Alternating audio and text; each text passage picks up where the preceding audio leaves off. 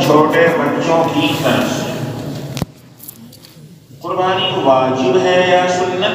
تو اس کے لیے پہلے دیکھیے، آزاد بس غلام پر قربانی نہیں ہے، اسی طریقے سے مسلمان کافر پر قربانی نہیں ہے، مقیم مسافر پر قربانی نہیں ہے، اسی طریقے سے مالدار غریب پر نہیں، مگر مالدار ہونے سے مراد یہاں زکوٰۃ والا مالدار ہونا نہیں ہے۔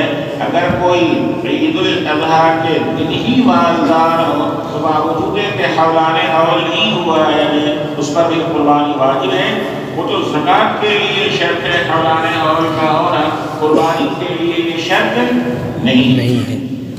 اپنی طرف سے اپنے چھوٹے بچوں کی طرف سے قربانی واجب ہے، مگر وجوب میں اختلاف ہے۔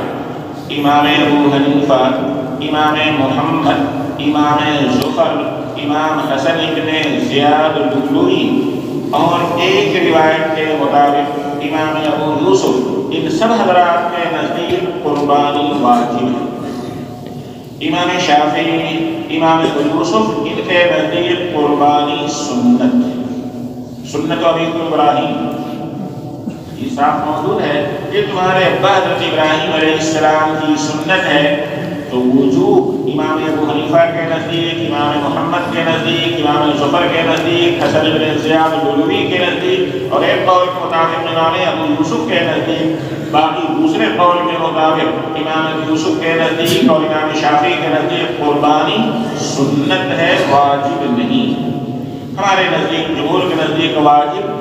اب واجب میں کس جانور کی قربانی ہوگی؟ تو پہلی روایت میں ایک معیار بتایا گیا کہ چھوٹا جانور ہو یا بڑا جانور سنی ہونا چاہیے کم سے کم، اور سنی سمجھا گیا، سنی ہونا چاہیے، سنی سے بھی بڑا ہو، سبحان اللہ۔ مثلا اونٹ ہے، 7 سال کا ہو، 8 سال کا ہو، 10 سال کا ہو، اچھی بات ہے۔ گائے 4 سال کی ہو، 5 سال کی ہو، بکری 2 سال کی ہو، 3 سال کی ہو، ٹھیک ہے، کم سے کم سنی ہونا چاہیے۔ اصل میں اس کے معنی ہے دانت نکلنا۔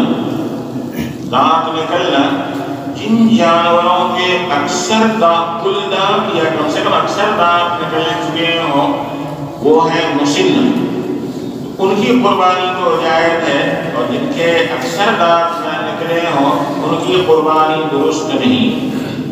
حضرت عبداللہ بن عمر رضی اللہ تعالی عنہما غیر مسنہ کی قربانی سے روکتے تھے، چاہے وہ عام جانور ہو یا وہ اونٹ ہو۔ اسی طریقے سے ایسے جانوروں کی قربانی سے بھی منع فرماتے تھے کہ جن میں کوئی نقص ہو، خلقی طور پر پیدائشی اعتبار سے، یا بعد میں کوئی نقص پیدا ہو جائے، خلقی اعتبار سے نقص ہو، جیسے مادر زاد نہ ہو، مادر زاد لگڑا ہو، اسی طرح شروع سے بالکل اتنا کمزور کہ وہ چل نہ سکے، جیسے اب مرے اگر اس کا تجربہ کرنا ہو تو صبح کی اذان کے بعد گھر پر پہنچ جاؤ، ڈھکیلتے لے جاتے ہیں، کٹروں کو ان پہ بیچاروں پہ چلا جاتا ہے اور پکڑ زبردستی مار کر کے مذبح تک لے جایا جاتا ہے، اور پھر وہاں وہ کرتے ہیں بالکل کمزور لاغر۔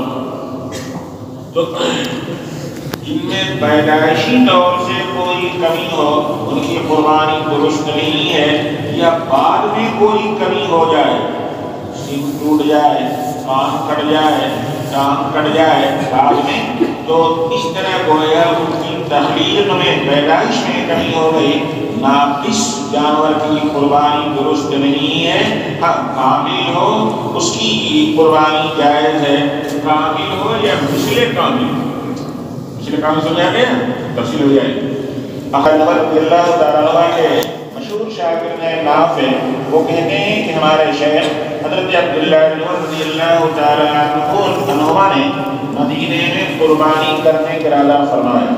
حضرت بوڑھے ہو گئے تھے، بیمار رہتے تھے، خود عیدگاہ تک جا نہیں سکتے تھے، کمزور گھر میں تھے، تو اپنے شاگرد حضرت نافع سے کہا ایسا ہے کہ تم ایک تگڑا اور پٹھا مینڈا خریدو، میرے لیے ایک پٹھا مینڈا فقیر کروانا ہے، پٹھا مینڈھا خریدو اور خرید کر کے عیدگاہ میں لے جاؤ، جب نماز ہو جائے تو وہیں قربانی کر دو۔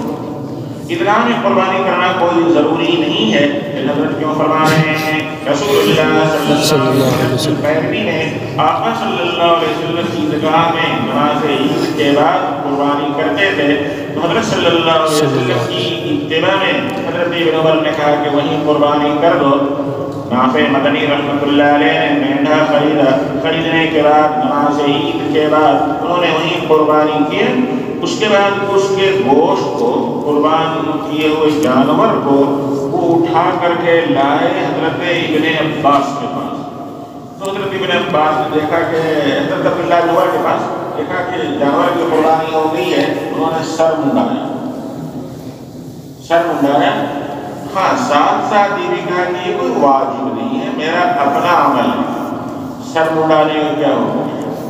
اگر کوئی شخص حاجی ہے اور وہ قربانی کر رہا ہے تو سر منڈانا یا حلق کرنا واجب، اور اگر حاجی نہیں، جیسے عام لوگ حاجی نہیں ہوتے ہیں، گھر ہوتے ہیں قربانی کرتے ہیں، تو پھر سر منڈانا واجب نہیں ہے۔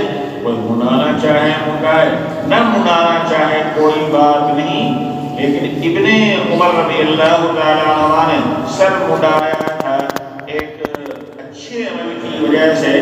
بہرحال تشبہ بالحجاج ہو جائے گا، اس لیے ہم سر منڈا رہے ہیں، مگر اس تشبہ سے کوئی وجوب ثابت نہیں ہوتا، اس لیے حضرت نے خود فرمایا وَلَيْسَ بِوَاجِبٍ، یہ